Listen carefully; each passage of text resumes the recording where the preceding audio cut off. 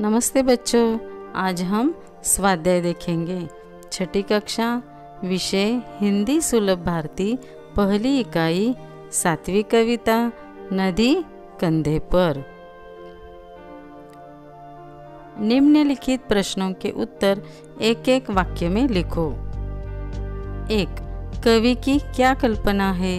उत्तर: कवि की कल्पना है कि यदि हमारे वश में होता तो नदी को उठाकर हम अपने घर ले आते।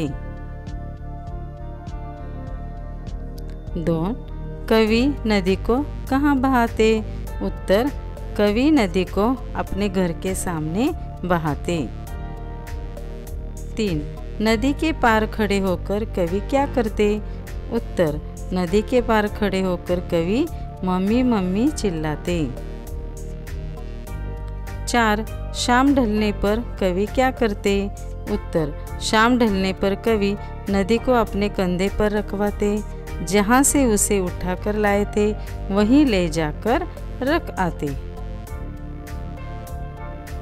कोष्टक में से उचित समानार्थी शब्द चुनकर लिखो।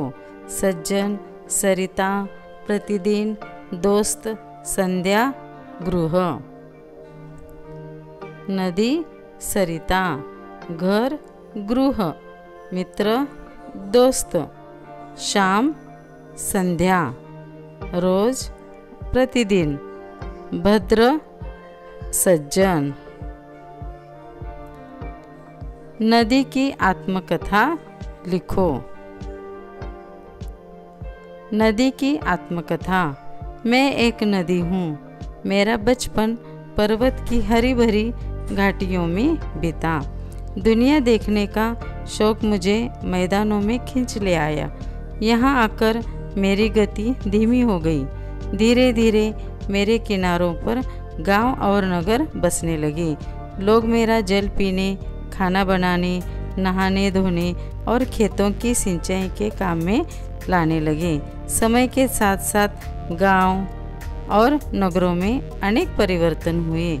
मेरे ऊपर कई जगह पुल बनाए गए, बांध बांधकर नहरें निकाली गई। परंतु जब कभी बहुत अधिक वर्षा होती है तब मुझ में बाढ़ आ जाती है। मेरे किनारे बसे हुए गांव और नगर, खेतों में खड़ी फसलें और पशु सब बाढ़ में बह जाते हैं। मुझे तब बहुत दुख होता है, परंतु प्रकृति के आगे मैं विवश हूँ। मेरी जलधारा सदैव बहती रहती है।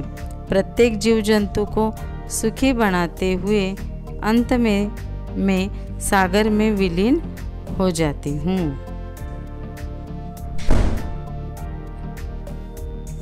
धन्यवाद।